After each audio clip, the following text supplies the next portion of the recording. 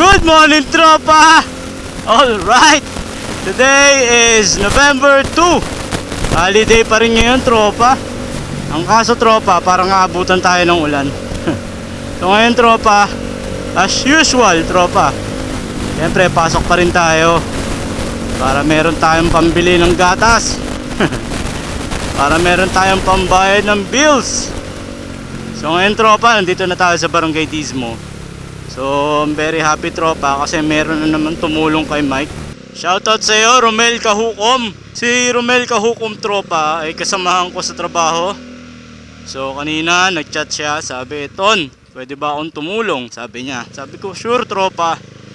Tapos nagsorry pa siya kasi hindi daw kalakihan yung ibibigay niya.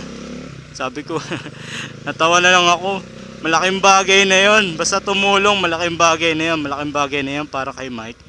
So nag-send siya ng pera sa akin, sa aking GCash account. So ang gagawin ko ngayon, tropa, iipunin muna natin yon. So kung mayroong mga mabuting puso pa na magbibigay, ipunin muna natin bago ko ulit ibigay kay Mike o sa mama ni Mike. So nakakataba lang ng puso kasi yung mga kasamahan ko, nakakala ko niloloko-loko lang tayo. Naantig din pala dun sa video na ginawa natin. So maraming salamat sa iyo, Romel. So si Romel Kahukom, tropa natin yan sa Wyatt Philippines. So maraming salamat. Yung tulong mo, malaking bagay na yan para kay Mike. So nandito na tayo sa Tismo nga pala. Ay, mga batang Tismo, mga tropa natin yan. Overshoot tayo ah. Hindi ko nabawi. So ngayon, pasok tayo sa trabaho.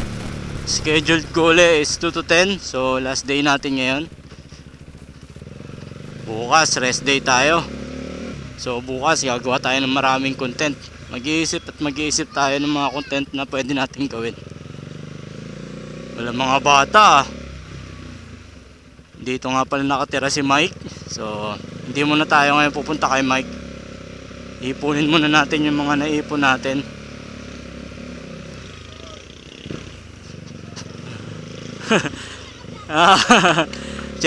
Mga checkpoint natin, mga tropa. So yun yung kahapon na bata na sumama sa atin kay Mike. So kaibigan ni Mike yun, mga bata na yan.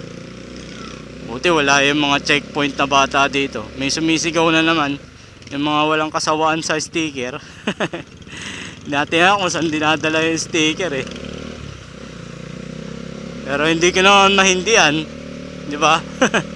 Sticker lang naman yun eh. Kaya nga tayo nagpagawa eh. Bahala na sila kung saan nila ilalagay yun.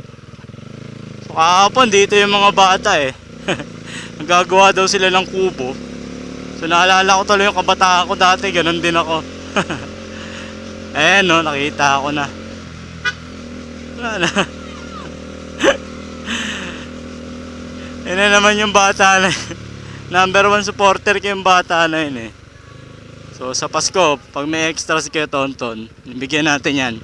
Pero syempre, mag-games tayo para magkaroon sila. Kailangan nilang paghirapan bago sila magkaroon.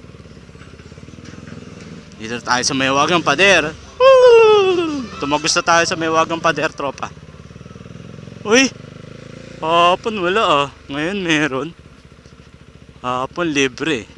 Ngayon meron. May gwardiya sibil, tropa. May bantay. So kailangan magbayad tayo.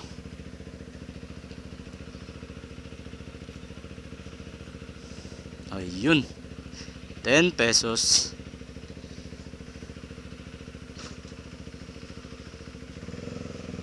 Alright. Okay, makakatagos na tayo.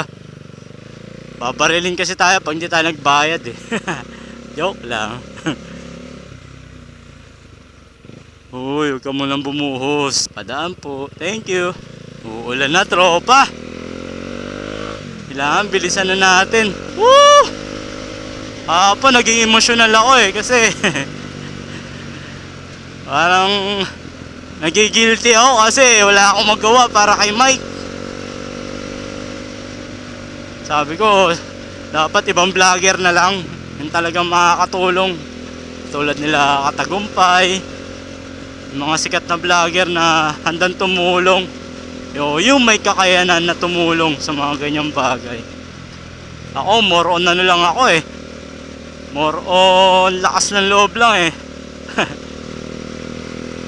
Wala pa tayong budget. Pero in God's will, in time, alam ko, mangyayari din yan. Lagi kong sinasabi yun kay Mrs. Tiis-tiis lang ma. Yung mga paghihirap ko, yung mga paghihirap niya. Kasi minsan nag-e-edit ako. May mga bagay na inuutos siya, hindi ko nagagawa. Siya na lang ang gumagawa. Iniintindi niya na lang ako eh. Sabi ko, mahal, salamat ha, sa pag-intindi mo. Sabi niya, basta enjoy mo lang yan, tuloy mo lang. Kung nag-enjoy ka, suportahan kita. Yun! Diba? Ganun naman ang mag-asawa dapat eh. Suportahan lang. So, kung maging successful ako in the future, syempre, yung blessing na makukuha natin, syempre, pamimigay din natin. Kasama dun yung si Mrs. Ayan na, tropa. Umukulimlim na. Puti, hindi bumagsak. Nandito na tayo. Wyatt Philippines. Thank God, safe tayong nakarating. Thank God, hindi umulan. Alright. Maraming salamat. Di tayo inaabot. Buti na lang. Ang dilim oh. Kita nyo ba yan, tropa? Ang dilim. Yan yung mga kinakatakutan natin eh.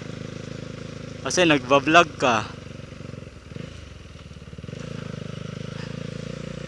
Tapos papasok ka sa trabaho, wala kang dalang kapote. So, ayan na naman, wala na naman kwentang content. Buti pa si Tonton. Peace! Bye bye!